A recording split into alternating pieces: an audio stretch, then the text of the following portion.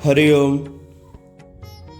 ॐ ध्यायेन नित्यं महेशं रजतगिरिनिभं चारुचन्द्रावतंसं रत्नाकल्पोज्ज्वलाङ्गं परशुमृगवरा भीतिहस्तं प्रसन्नं पद्मासीनं समन्तात् स्तुतममरगणैर्व्याघ्रकृत्तिं वसानं विश्वाद्यं विश्ववन्द्यं निखिलभयहरं पञ्चवक्त्रं त्रिनेत्रम् नमः शम्भवाय च मयो भवाय च नमः शङ्कराय च मयस्कराय च नमः शिवाय च शिवतराय च। सर्वेभ्यो नमो नमः, नमस्काराः। आप सभी का पुनः आज आपके इस चैनल ज्योतिष कर्मकांड अध्ययन एवं अनुसंधान केंद्र में हार्दिक स्वागत एवं अभिनंदन है। तो आइए प्रारंभ करते हैं। वेदादि शास्त्रों में भगवान शिव की पूजा अर्चा और उपासना विविध रूपों में वर्णित की गई है। भगवान शिव सगुण साकार अमूर्त रूप में तथा निर्गुण निराकार अमूर्त रूप में भी पूज्य हैं। सगुण साकार रूप में सदाशिव का पूजन विभिन्न स्वरूपों में भक्त अपनी भावना के अनुसार करता है। वह परम शिव, सांब सदाशिव, पार्थिवेश्वर शिव, उमा महेश्वर, अर्धनारीश्वर, महामृत्युंजय, पंचवक्त्र, पशुपति, कृत्तिवास, दक्षिणामूर्ति, योगेश्वर तथा महेश्वर आदि नाम और रूप में भगवान की आराधना की जाती है।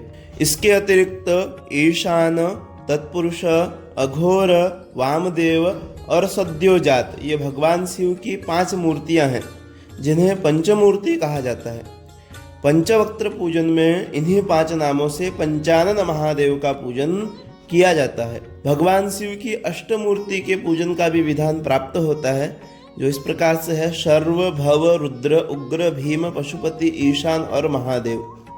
ये क्रमशः पृथ्वी, जल, तेज, वायु, आकाश, क्षेत्रज्ञ, सूर्य और चंद्र में अधिष्ठित मूर्तियां कही जाती हैं। तो शिवोपासना का जो एक मुख्य अंग है शिववास, तो आज हम सभी इस वीडियो के माध्यम से शिववास पर विचार करेंगे कि शिववास क्या है, शिववास का विचार क्यों करें, शिववास को देखने की सरल विधि क्या है, शिववास को हम किस प्रकार से देखें, और चतुर्थ हमारा जो पॉइंट रहेगा कि शिववास को कब देखने की आवश्यकता नहीं पड़ती है।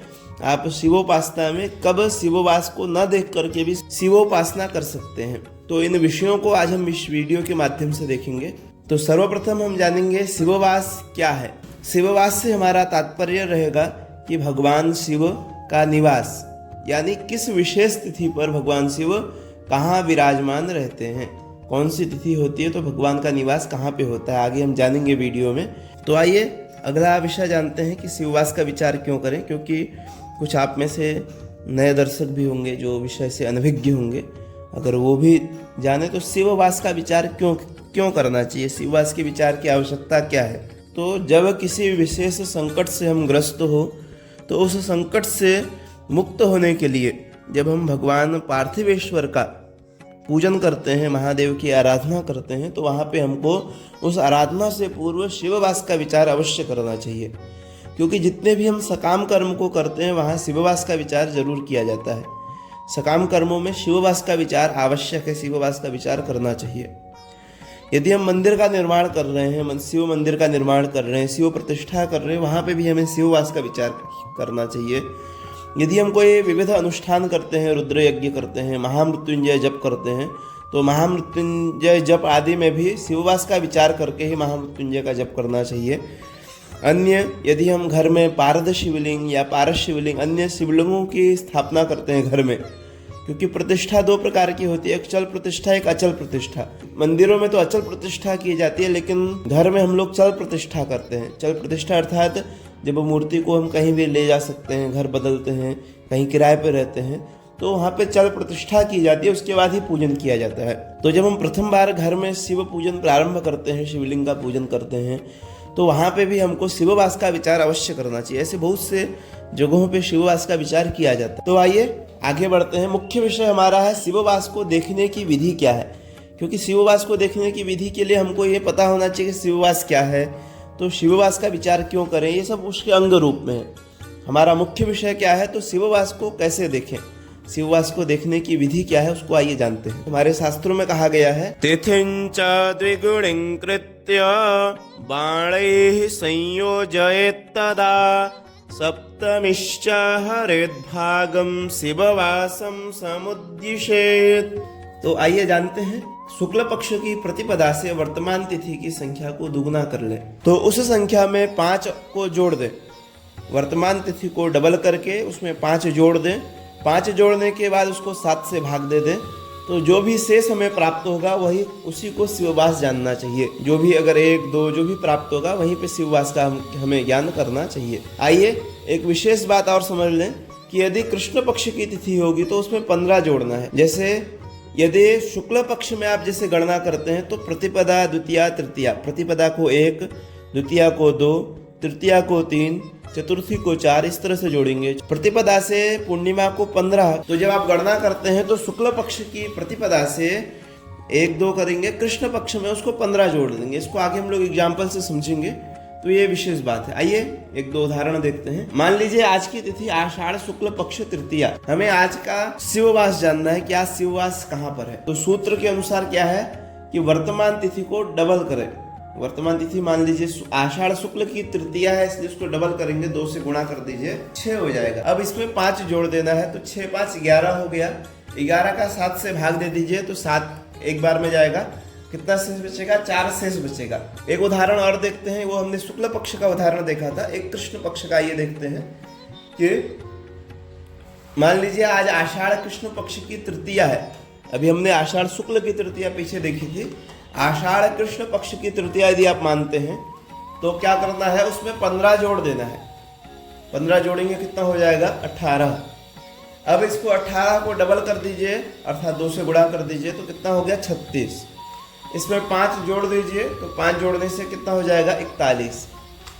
तो अब इसको 7 से भाग देंगे, तो 5 बार में जाएगा, 7 पंचे 35 और 6 आपके पास शेष हो जाएगा। तो आइए आगे जानते हैं कि 1, 2, 3, 4 जो भी शेष बच रहा है, शेष के अनुसार शिववास कहाँ पर है, इस विषय को आइए जानते हैं। तो कहा गया है, एकेन वासः कैलासे द्वितीये गौरीसन्निधौ तृतीये वृषभारूढः सभायाञ्च चतुष्टये पंचमे भोजने चैव क्रीडायां सन्मिते तथा शमशाने सप्तशेषे च शिववासः इति ऋतः। एक यदि आता है, एक शेष बचता है तो भगवान शिव का वास कैलाश में जानना चाहिए। अगर 2 शेष बचता है तो गौरी के सन्निधि में चाहिए। यदि 3 शेष बचता है तो वृषभारूढ़, वृषभ में आरूढ़ है। यदि 4 शेष बचता है तो सभा में विराजमान है। यदि 5 शेष बचे तो भोजन कर रहे हैं। यदि 6 शेष बचे तो क्रीड़ा में मग्न है। यदि 7 शेष बचे तो शमशान में है। तो आइए इनका फल भी जानते हैं। तो कहा गया है, कैलासे लभते सौख्यम गौर्यां च सुख संपदा वृषभेभीष्ट सिद्धिः स्यात् सभा संतापकारिणी भोजने च भवेत् पीडा क्रीडायां कष्टमेव च शमशाने मरणं ज्ञेयं फलमेव विचारयेत्। तो क्या कहते हैं कि यदि एक शेष बचे, कैलासे लभते सौख्यम, अर्थात भगवान शंकर प्रसन्न मुद्रा में कैलाश पर्वत पर बैठे हुए हैं तथा उस समय जो उनकी उपासना करता है उसको संपूर्ण सौख्य प्रदान होते हैं। तो इस शिववास से भोग मोक्ष दोनों की प्राप्ति होती है।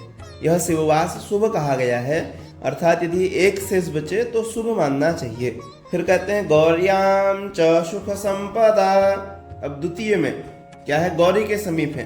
तो माँ गौरी के समीप भगवान शिव बैठे हुए हैं।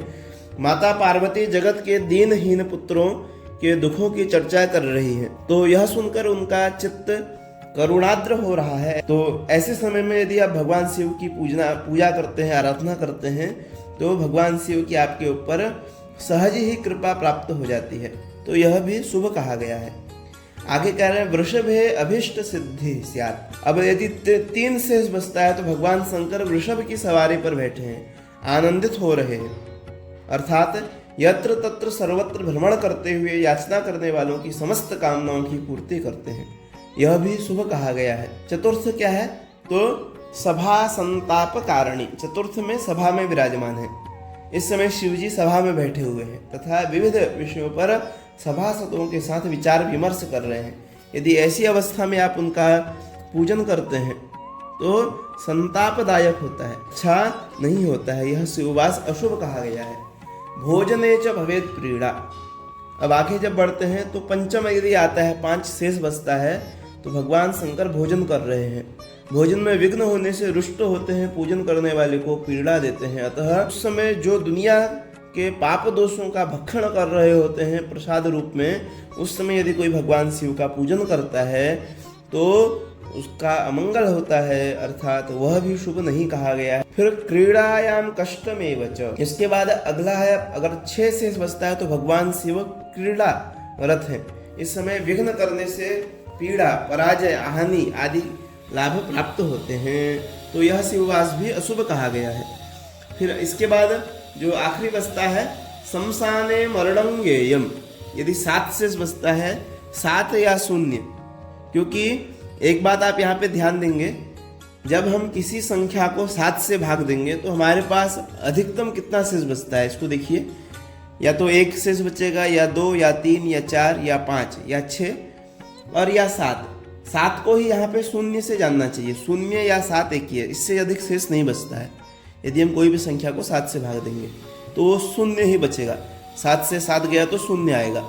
तो 0 यदि आता है या 7 आता है तो वहाँ पे क्या जानना चाहिए, ये शमशान में भगवान शिव इस समय वास कर रहे हैं और उस समय वे विनाशक शक्तियों से घिरे होते हैं।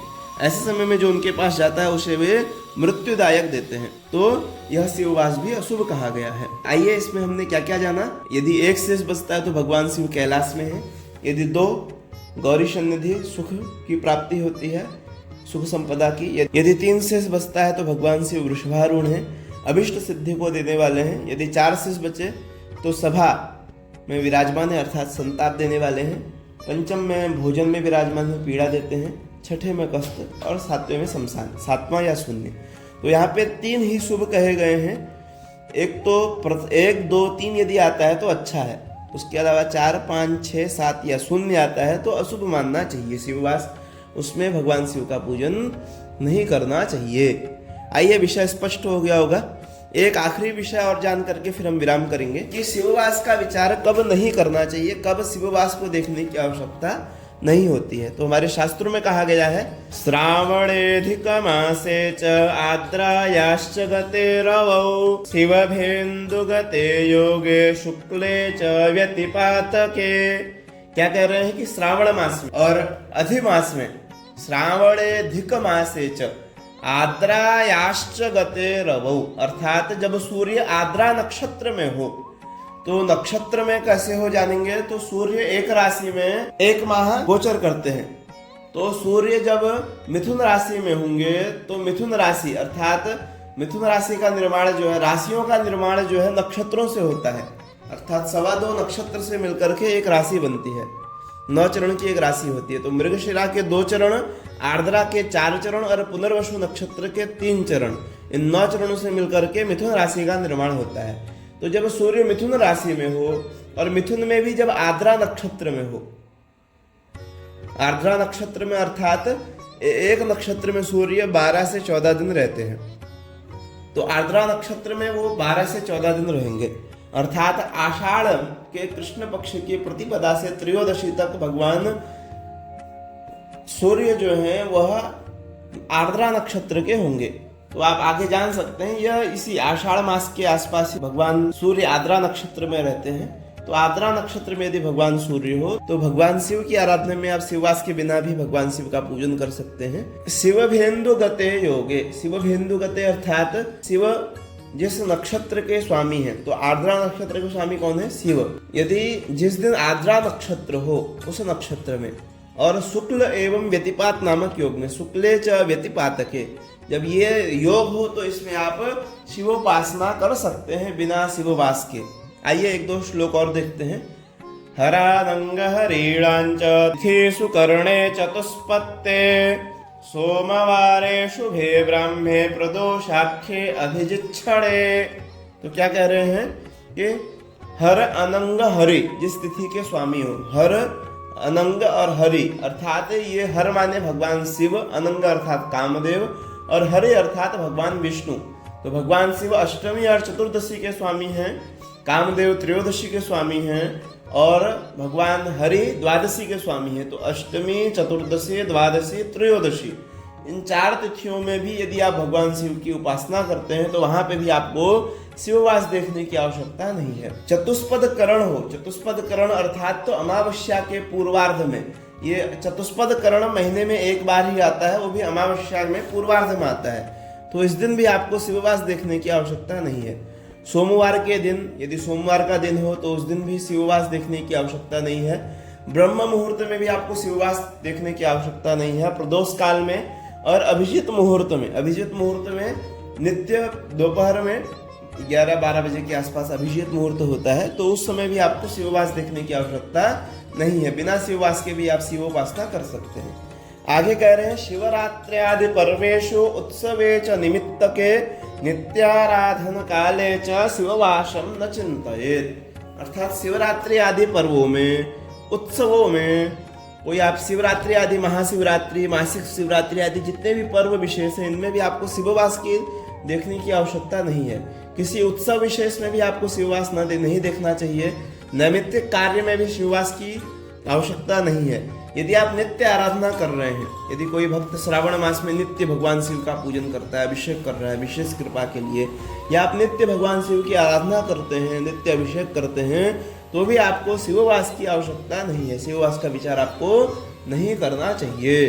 तो ये कुछ बातें थी कि शिववास का विचार कब करना चाहिए और कब नहीं करना चाहिए और किस लिए करना चाहिए और शिववास का विचार कैसे करना चाहिए। इन सब विषयों को हमने इस वीडियो के माध्यम से जाना। इस चैनल के माध्यम से हम ऐसे ही कर्मकांड से संबंधित बहुत से विषयों को जानते रहेंगे। तो आप सभी से निवेदन रहेगा कि यदि आपने अभी भी चैनल को सब्सक्राइब नहीं किया है तो सब्सक्राइब करें और अधिक से अधिक जो भी भक्तजन हैं उन सबको इस वीडियो को प्राप्त कराएं। इन्हीं शब्दों के साथ मैं यहीं पे विराम लूँगा। अस्तु सर्वेभ्यो नमो नमः, नमस्काराः, धन्यवादाः।